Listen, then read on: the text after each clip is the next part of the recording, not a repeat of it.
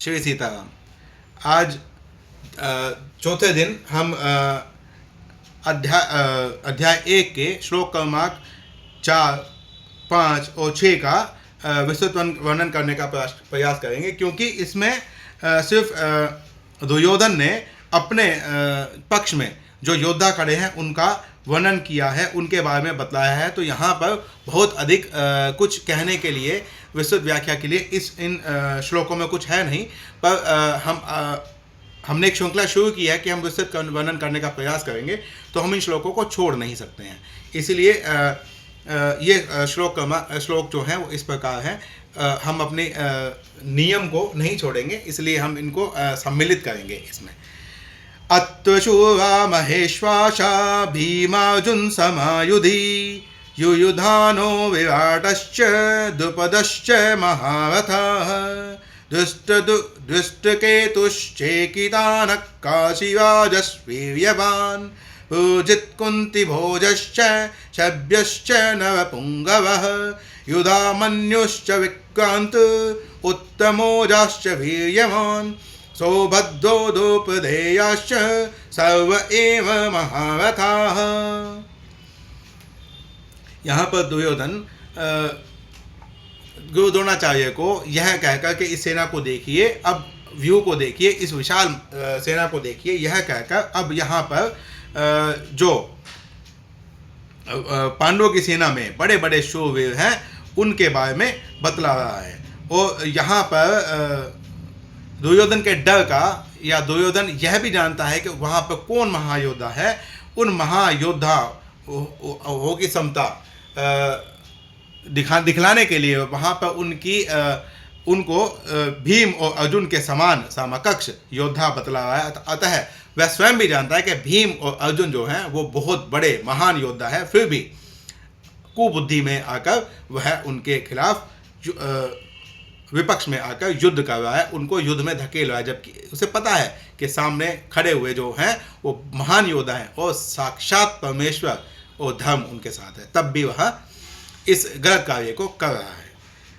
यहाँ पांडवों की सेना में बड़े बड़े शूरवीर हैं जिनके बहुत बड़े बड़े धनुष हैं, तथा जो युद्ध में भीम और अर्जुन के समान है, उसमें युयुधान जो सात्विकी है, राजा विराट और महारथी द्रुपद भी हैं। सात्यकी के बारे में कहा जाता है कि वह अजय थे, उनको कोई कभी जीत नहीं पाया था। सात्यकी के साथ युद्ध में जिसको हम बहुत बड़ा योद्धा मानते हैं, कर्ण, जिसके बारे में बहुत वामपंथियों ने यह फैलाया है कि वो बहुत बड़ा महान योद्धा था, उसके साथ छल किया गया, नहीं तो वह महाभारत के युद्ध को पलट देता। सात्यकी से हार कर डर के युद्ध को छोड़कर कर्ण को भागना पड़ा था। तो आप ये समझ लीजिए कि सात्यकी से ही जब कर्ण नहीं जीत पाया तो क्या वो अर्जुन से जीत पाता? नहीं जीत पाता, क्योंकि वो अधर्म के साथ था। वो चाहे कितना भी बड़ा योद्धा होता, अधर्म की कभी जीत नहीं होती है।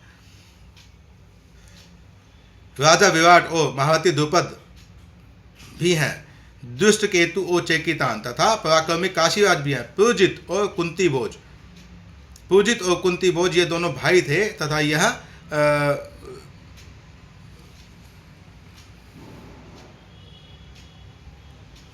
पांडवों के और कौरवों के मामा लगते थे। ये कुंती नाना लगते थे, क्षमा करें। यही लोग थे जो इस युद्ध में भीष्म जी के समकक्ष कुरुवंश में सबसे बड़े थे, तथा मनुष्यों में श्रेष्ठ शव्य भी हैं। शव्य में को भी यहाँ पर मनुष्यों में श्रेष्ठ बतलाया गया है, वह भी पांडवों के पक्ष में युद्ध कर रहा था। पराक्रमी युधामन्यु और पराक्रमी उत्तमोजा भी है, सुभद्रा पुत्र अभिमन्यु। अभिमन्यु के बारे में तो कहना ही क्या, लंबी लंबी बड़ी बड़ी भुजाओं वाले महावीर, जिन्होंने गर्भ में ही चक्रव्यूह रचना को में कैसे तोड़ा जाता है, चक्कर में कैसे घुसा जाता है, यह जान लिया था। और द्रौपदी के 5 पुत्र भी हैं, ये सब के सब महारथी हैं।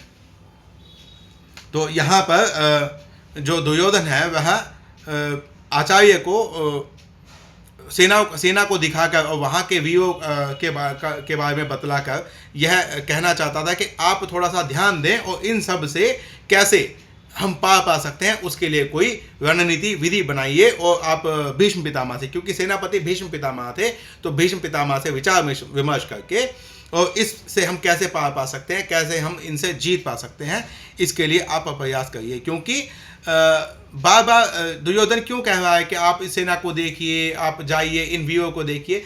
ऐसा नहीं है कि आचार्य उन वीरों को जानते नहीं थे या कुछ, लेकिन दुर्योधन को यह लगता था कि जो भीष्म पितामह है और जो आचार्य गुरु द्रोणाचार्य है, यह जो है ये पक्षपात कर सकते हैं दुर्योधन से। वह अपने कर्तव्य से बंधे हुए हैं, इसलिए वह दुर्योधन के पक्ष में खड़े हैं, पर उनका मन दुर्योधन के पक्ष में नहीं है। उसको दुर्योधन को ये पता था, इसीलिए ही दुर्योधन बार बार उनको ये सब चीज़ें कहता था, ताकि वो पांडवों के प्रति अपने स्नेह को छोड़कर दुर्योधन के प्रति अपने कर्तव्य को याद रखें और युद्ध में अपना 100% दे के इस युद्ध को में दुर्योधन को विजयी बनाएं। इन श्लोकों में मुझे नहीं लगता है कि इससे ज़्यादा कोई व्याख्या की जा सकती है मेरी बुद्धि से। ज्ञानी जन तो कुछ भी कर सकते हैं। तो आज के लिए इतना ही। कल हम फिर आगे श्लोकों का जो भी सामने आएगा उसका विस्तृत वर्णन करने का प्रयास करेंगे। और इसके अतिरिक्त एक श्रृंखला और बनाई है, जिसमें कि हम एक दिन में एक अध्याय का पूरा पाठ कर रहे हैं। तो उस पूरे अध्याय का पाठ करने का भी मकसद यही है कि समय अगर नहीं है किसी के पास, तो एक प्लेलिस्ट बना दी गई है ग्रंथों को पढ़ने का। एक प्लेलिस्ट बना दी गई है कि आप ईयरफोन लगाकर दिन में जब भी आपको समय लगे लगातार उसको सुनते रहें। सुनने से भक्तिभाव जागृत होगा, आप ग्रंथों के प्रति आकर्षित होंगे। कुछ चीज़ें आपको लगेंगी कि जब आप स्वयं से पढ़ेंगे तो कुछ चीज़ें आपको लगेंगी कि मैंने छोड़ दी हैं, वो चीज़ें आप उसमें ऐड कर सकते हैं। क्योंकि सबकी ग्रहण करने की बुद्धि अलग अलग होती है, क्षमता अलग अलग होती है। तो अगर कोई भी व्यक्ति, एक व्यक्ति भी अगर श्रीमद् भगवद गीता के भाष्य को 100% कर पाया होता, तो उसके बाद लोग उस पर टीका नहीं करते। ये ग्रंथ असाधारण है, अनंत है। इस ग्रंथ की व्याख्या करते करते ये संसार कई बार बनेगा और मिट जाएगा, पर इसकी संपूर्ण व्याख्या नहीं की जा सकेगी। इसलिए जो आपकी बुद्धि में आए, जो मेरी बुद्धि में आए, हम उसको आगे बढ़ाने का प्रयास करें, जिससे किसी एक व्यक्ति का भी अगर कल्याण होता है तो ये लोक संग्रह का कार्य मेरे द्वारा या आपके द्वारा हो सकता है। श्री सीताराम।